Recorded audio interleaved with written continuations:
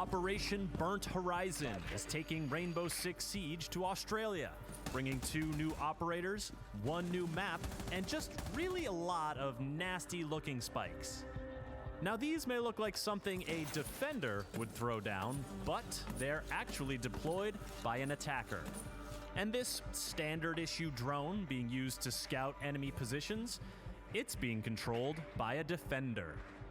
Seems like there's no better place to mix things up than down under. An attacker named Gridlock is who you have to thank for all those pointy new obstacles in your way. She calls these mechanical marvels trax stingers. Throw one on the ground and it immediately starts deploying clusters of defender-damaging spikes. It throws out a lot of them, allowing you to really jam up a staircase or a hallway, or cover a large area of a room. Toss a trax stinger through a hatch or between floorboards to exert some pressure from above, or lob one into an area where you know a defender is hiding to put them in a prickly position. And don't worry about Jaeger's ADS, it can't affect Gridlock's gadget at all. Attackers can traverse the spikes no problem, but defenders who dare to tread on them will have 3 things happen that you really don't want to happen to you in Siege. They will take damage, they will be slowed down, and they will make noise. It's enough to make you think twice about that flanking route. And can you imagine trying to retake a planted diffuser surrounded by these things? That's a no from me. But hey, defenders, you don't have to let scary pieces of metal tell you how to run your life. Destroy them with bullets, explosives, or melee attacks. Even better, destroy the trax stinger device during the deployment process in order to stop some or all of the clusters from spawning. Keep in mind, though, that all of these actions are noisy, and you risk alerting the attacking team to your whereabouts. And since the attacking team now includes Gridlock with her F90 assault rifle, or her M249 LMG, you might want to think twice about attracting attention. On the other side of the siege is Mozzie, a defender who figures, why bring his own drones to the fight when he can just steal yours? Shot a drone head on, it's out. Armed with his trusty pest launcher, Mozzie can hack the attacking team's drones and make them his own. Yup, even Twitch drones. He can capture them in 2 ways. Number 1, shooting a pest directly onto a drone. This is kinda tricky, unless you catch an idle drone out in the open, or have a little help from Mute. But if you miss your shot, you can always pick up your pest and try again. Shoots, he scores, that's a drone for us. Number 2, shooting a pest onto a surface and creating an ambush. The pest will pounce on any drone that cruises into its sights and hack it. Wait, yes, grab this drone direct. Each pest can hack 1 drone and add it to Mozzie's fleet. Once a drone is hacked, Mozzie gains control of it, driving, jumping, shocking, tagging, parking it in sneaky spots, just living the drone life. He can't pick them up, and if he drives a drone outside for more than a few seconds, he'll lose the hack and the drone will be lost, even to its original owner. But each drone Mozzie keeps in play is a valuable new intel source that joins the Defender camera feed for all to see.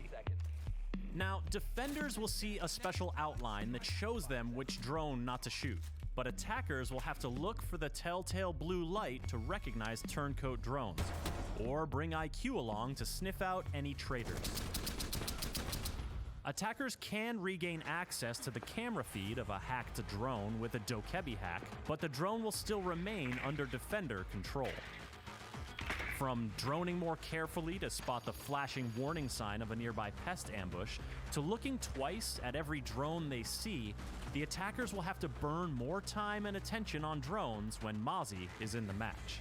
And while their attentions are elsewhere, Mozzie is more than happy to take advantage with his P10 Roni automatic pistol or his Command 9 assault rifle with that reload animation Aussies would describe as Ripper. The new map in play is Outback, a roadhouse in the middle of the sunburnt country where travelers rest and refuel before venturing out into the bush. It's comprised of 3 main buildings joined together in an L shape. Each one has color-coded accents to help you get oriented as you navigate from the garage, blue, through the restaurant, green, and into the motel, yellow. There's a stuffed shark, a rodeo bull, and a host of other landmarks to help with callouts, as well as plenty of breakable walls and floors for our 2 new operators to destroy, using their super shorty shotgun sidearms. I'm reloading! Gridlock, the queen of spikes, and Mozzie, Mr. Steelio Drone, are hitting the road with Team Rainbow in Operation Burnt Horizon, though they still call Australia home. To stay up on the latest from Year 4 of Rainbow Six Siege, subscribe to our YouTube channel and visit us at news.ubisoft.com. Changing mag!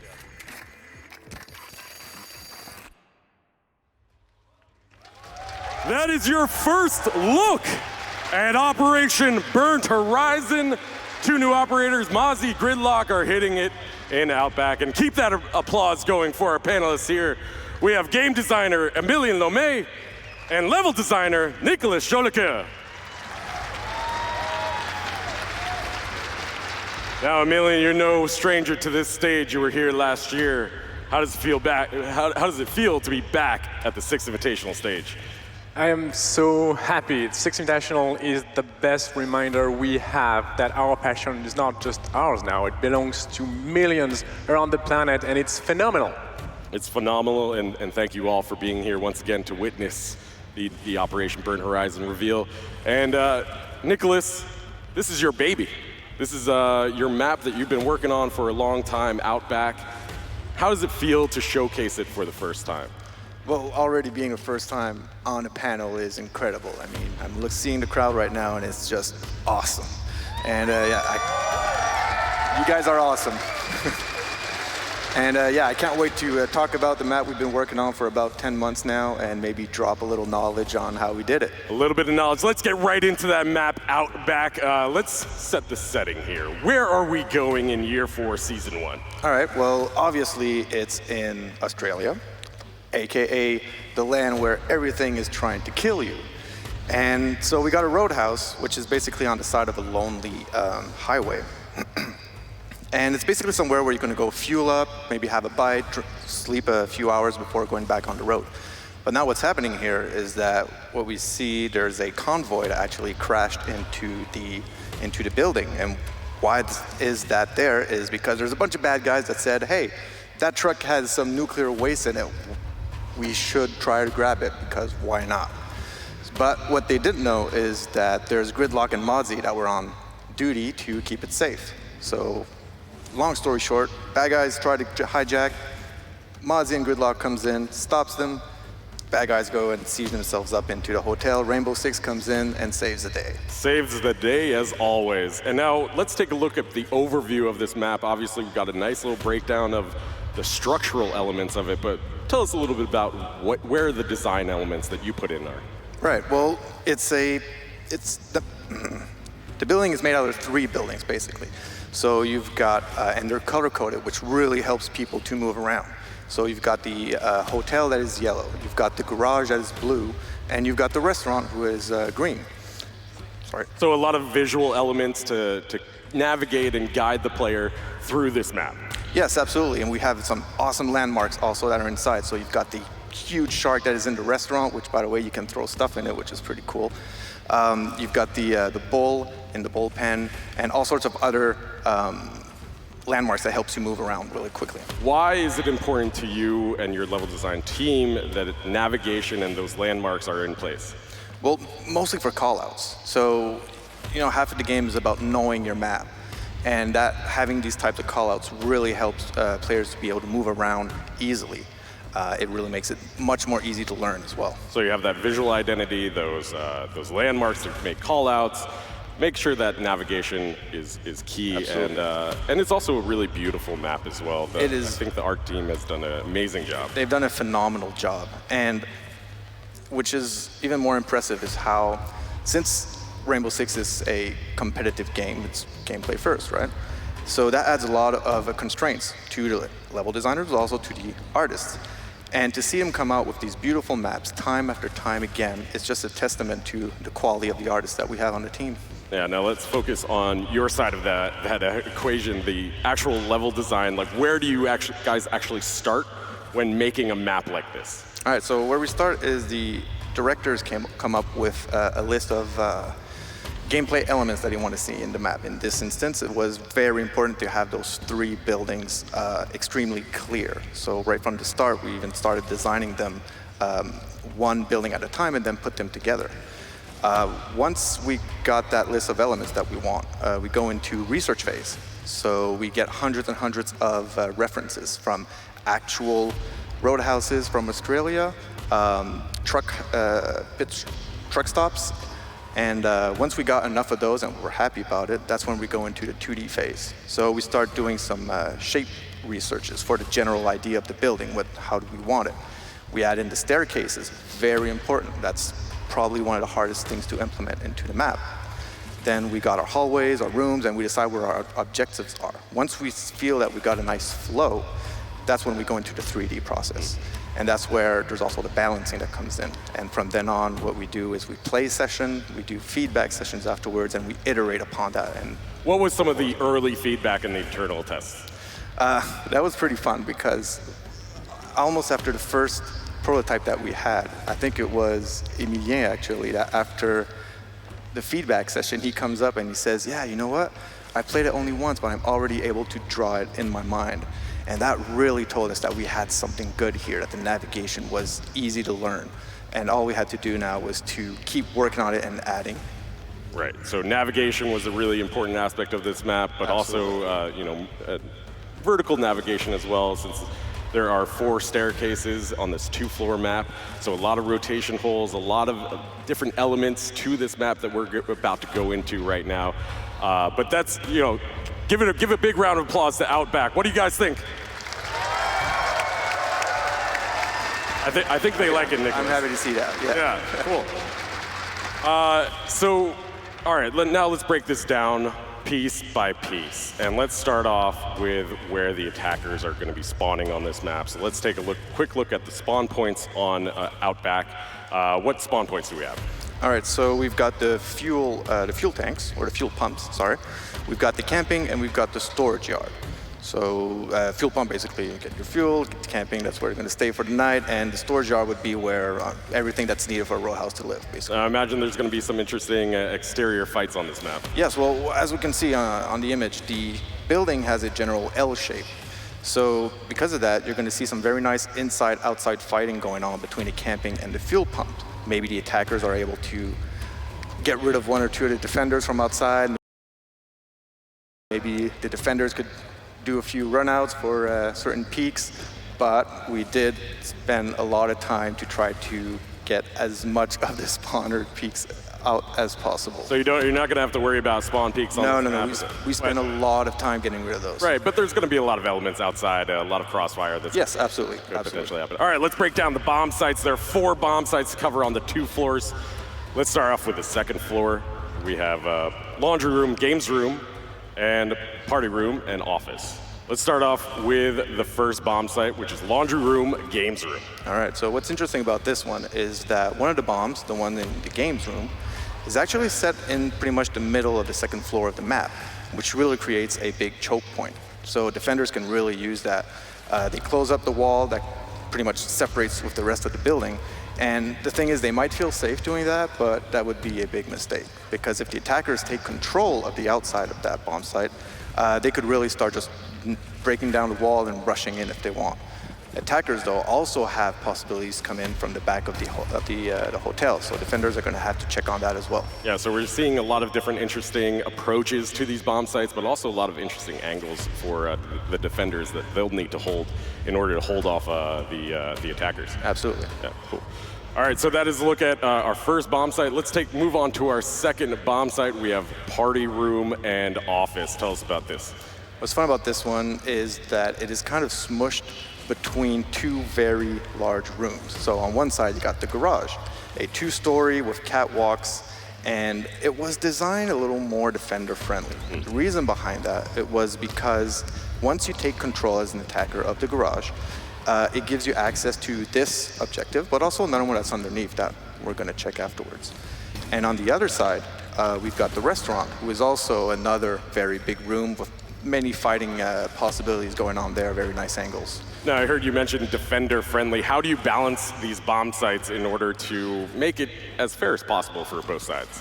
Balancing is a really fun process to go through, and that's where a lot of magic comes out. Because at the beginning, when we're in, when we're doing it, what we do is all the objectives, all the walls around it, we surround them by breakable walls, and that's when during play sessions we figure out if we got some line of sights going on that just don't make any sense. Are there too many entries, too many windows? Do we need to move, tweak, twist, turn stuff to get something that is more balanced? Yeah. Now, another thing I wanted to point out here on the second floor, there's a lot of wood floor paneling on there. Tell us about the line of sight floors. Well, you say there's a lot. Yes, there's about 90% of the floors that are line of sight floors. During the balancing at the beginning, once again, we put all of the floors as breakable. And when we started to remove some, but then we realized, yeah, well, no, it works. Let's keep them there and let the players have fun with it. So that's going to be really key for attackers and defenders Absolutely. On those bomb sites, guarding each side, and also roamers. That's going to be really important. As we've seen all weekend, that vertical gameplay is so important for both sides in order to get their advantage. Yeah, and I feel that players are going to have a lot of fun in this one with that. All right, let's move on to the first floor. And on the first floor, we have Nature Room and a Bush Ranger Room and Gear Store and Compressor Room. Tell us, let's start off with Nature Room and Bush Ranger. All right, this one has more a CQB element to it. So you have less room surrounding the bomb sites, which makes that the attackers are going to really have to commit into the building for that. You got the entrance for the back of the hotel, also from the restaurant. For defenders, they might think that turtling would be a good idea, but it won't, because like we were talking about, line of sight flooring, the defenders will really need to send some guys up there, because if the attackers take control of the second floor, there's really going to have a lot of death from above going on. A lot of death from above, and there's also a lot of rotations. There's 4 staircases on this map. Tell us about the rotation flow on this map. Right, well, the fact that there are 4 staircases is really great for that. I mean, you could find them, they're easily found, and there's just so many of them that you're never stuck anywhere, which is great. We used to have 3, and it was all right. But then when we added the 4th one, it was like, oh man, you could just move so easily everywhere. You could go up, down, as much as you want. It's great. So that's where that element of iteration comes into play. As you're designing this thing, making sure you're finding the best combination of features and navigation tools in order to make it a fun map. Exactly. Cool. Another thing I noticed on this map is that hard wall in between the 2 bomb sites, that unbreakable wall in between the 2 bomb sites. That's usually not seen on maps. You're right. Usually it is always breakable. In this instance, though, we realized during the play session how you were able to snipe someone and get a headshot 50 meters away while both of the players were inside the building. So I don't know about you, but I would find that extremely frustrating. Yeah, I don't like getting headshot 50 meters inside. 50 meters away, yeah. So in this case, we decide, all right, let's put this wall non-breakable, but there's a closet right next to it, and we did manage to make that one a breakable wall, so defenders can open it up and still have a good rotation going. So you still can have those rotation holes, but it's just that. It's just more controlled. Yeah, there you go. A little bit more controlled. Yeah. All right, let's wrap up the bomb sites with Gear Store and Compressor Room. All right, what I like a lot about this one is how both of the bombs actually have a possibility of expanding their defenses. So let's start with the Compressor Room. It has a soft wall that takes you to the kitchen. Now, if the defenders decide to take that, it gives them a super nice view of all of the restaurant and even permits them to maybe block access coming from the hotel on the first floor. And now if we go to the gear store, they can open up the gas store. And from then now they can take a very strong control over there. There's even a beer fridge in which they could put a mirror if they choose so and see the whole garage. A lot of fine Australian beer in that fridge. Absolutely. Yeah. But once again, a lot of line of sight flooring going on, so you're going to want to send some guys up there to keep an eye. And that can't be understated. Absolutely. That verticality on this map is going to be so important when you're going to have a roamer upstairs or maybe 2 roamers upstairs for the defenders. For attackers, you're going to have to make sure that's locked down so that they can't defend the retake or defend the push. So that's going to be really key. Yeah, absolutely. Awesome. So that is a look at Outback coming your way tomorrow on the test server. Thank you, Nicholas, for breaking that down. That was really great. Just in summary, it's an easy to navigate 2-4 map with 4 rotations, 4 staircases, 4 bomb sites, and 3 spawn points. All right.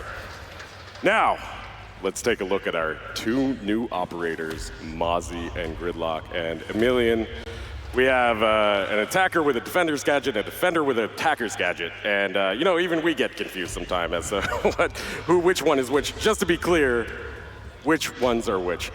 Gridlock is our attacker, and Mozzie is the defender. All right, that's cleared up. Let's get into Gridlock. Who is Gridlock? So Gridlock is the newest addition to Team Rainbow. She graduates in robotics, but before that, she was born and raised on a farm. And later on, she inherited that farm, and now she has to balance her life between Rainbow, between that farm and the family around her, which is extremely tricky, but she's calm, structured, organized, and she's able to do all of this. Yeah, she's such an interesting character. If you guys saw the CG trailers out there, you get a sense of her personality out there.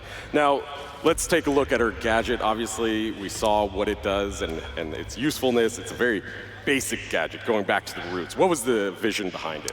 Well, exactly as you said, there is a certain willingness for Gridlock to go back to some elements of Siege that were there from the very beginning. And those elements that we were looking at are obstacles, that's elements that you will place in the map to protect yourself, to exercise map control. Those elements, we all know them. They're barbed wire, they're reinforcement, barricades, castle. All those things are very OG Siege, right? But they belong to the defending team.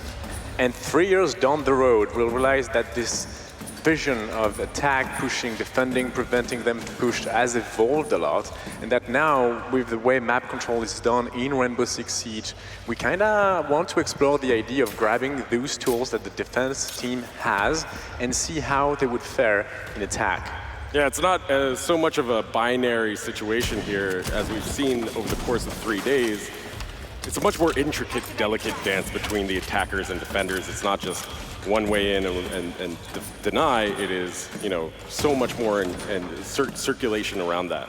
Absolutely. There is the vision we have here is she's a 3 armor. So this is the first time that we bring an attacker 3 armor after the launch of the game. Yeah. And we want to see this gameplay like as a backliner almost. So to have the defense mindset. You will use your teammate to secure the map, but Gridlock will be there to retain control over those areas that you secure. That's her job. Now, where do you think she shines the best? Is it locking down the site or cutting off those rotation holes?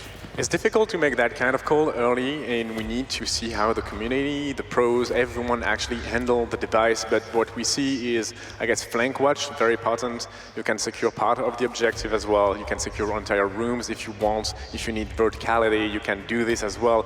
There's a lot of options on how you can do that. It's kind of a try that we have here with her, and want to see all those options shine and see which one is maybe the best at the end of the day.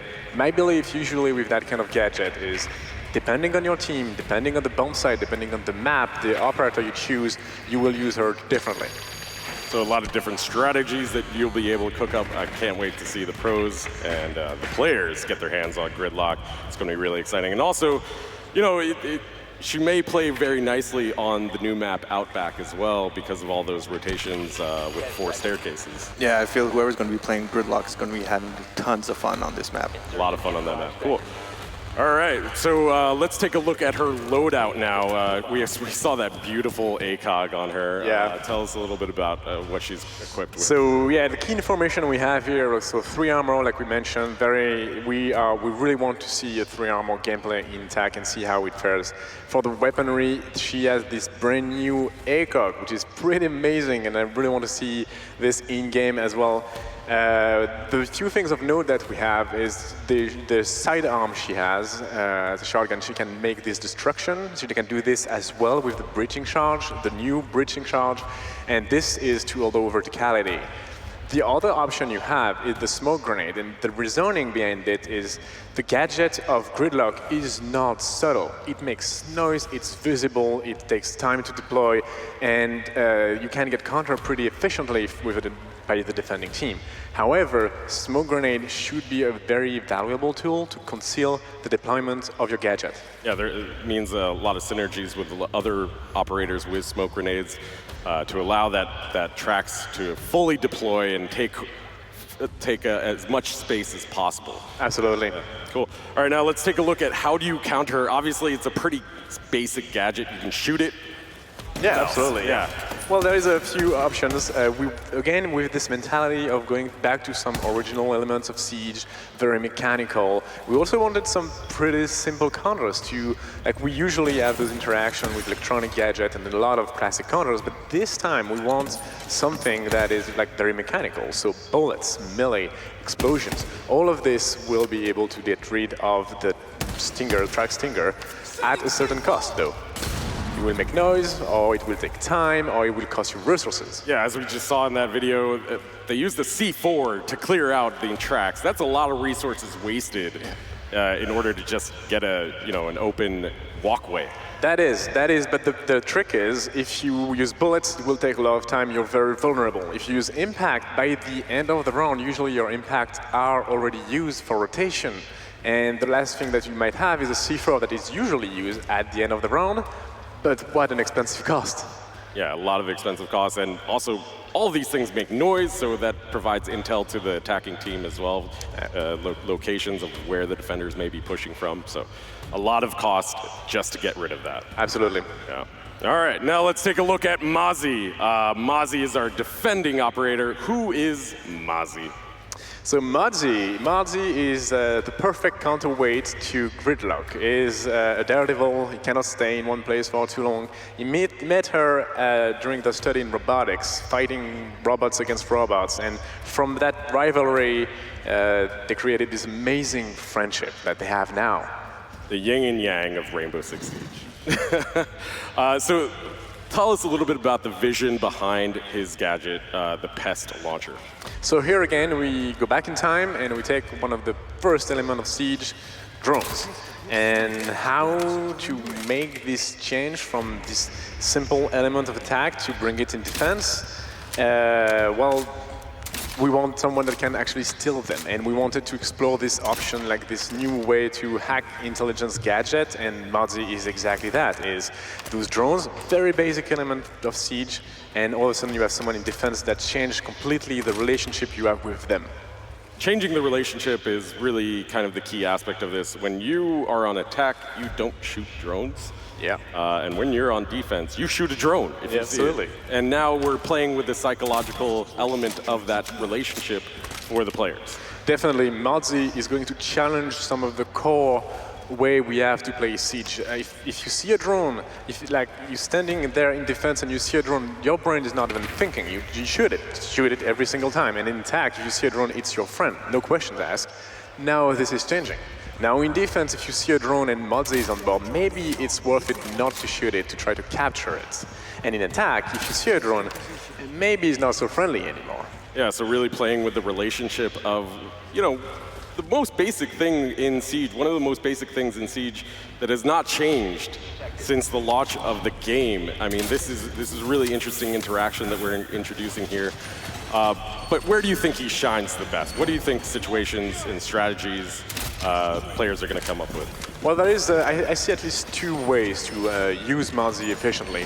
First one, obviously, is to get an enemy drone and use it against them. Ideally, a Twitch drone eventually, that could be awesome. The other way is, since the drone generates like an area of effect with a warning zone around it, so nothing as big as Mute, much smaller, right? But you can still use it as something to limit drone access, because if an attacker is droning nearby, they will know it's there and they will not get in. You cannot block large hallway like Mute would, but you can block much smaller things, like drone holes, for example. Yeah, drone holes, it's going to be really, really valuable in shutting down drone holes. And, even just maybe one hallway that that they like to push down with their drones. So stealing those resources from the opponents is really key. Stealing that intelligence and that counter-intel is going to be really key. That's exactly it. Like, it's counterintelligence in multiple levels. It's both preventing them from accessing information and eventually using their tool against them to acquire your own information. It's dirty. It's dirty. I like it, though. All right, let's take a look at the loadout for Mozzie. So the loadout of Mozzie is pretty interesting as well. I'm gonna spend a bit of time on the secondary gadget mostly, because we have barbed wire, which always efficient, no questions asked, but also slows down drones, so which might make it easier for you to capture those drones, especially if you do not have a mute on the team. The other secondary gadget is a C4, and this is obviously probably the most potent tools in the defender's arsenal, but at the same time, it's kind of in line with Pulse and Valkyrie, and I understand that the idea of having someone blasting you from below can be frustrating. However, against coordinated team, I do enjoy the fact that you know there is someone that's threatening you from below. You know that this exists. It creates this secondary objective that you have to challenge. You have to chase the pulse from below. You have to destroy the Valkyrie camera.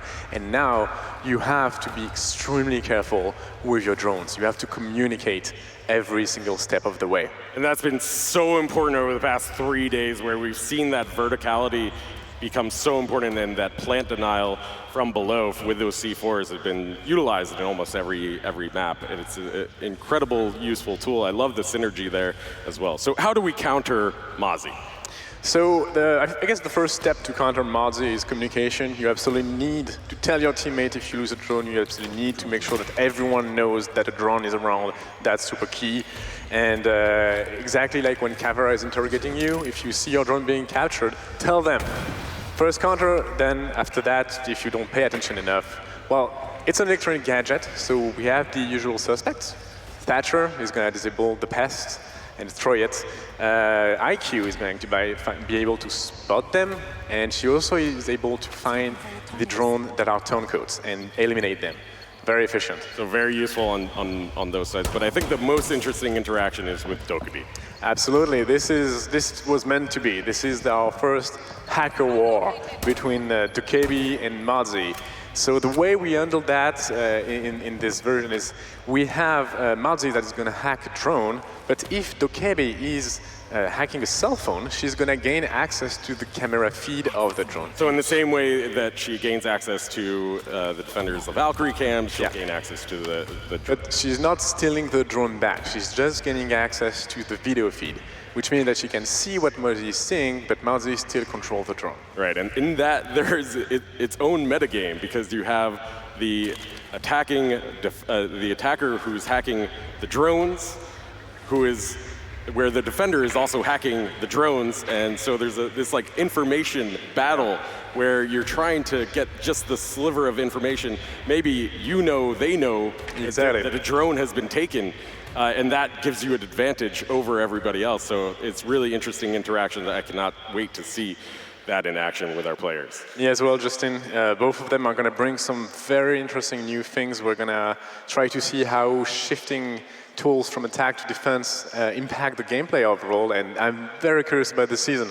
It's going to be an exciting season, and Mozzie, Gridlock, and Outback are coming your way to the test server starting tomorrow on February 18th. But we have a special surprise for you, and I don't think this has leaked yet. Are you ready for the elite Hibana?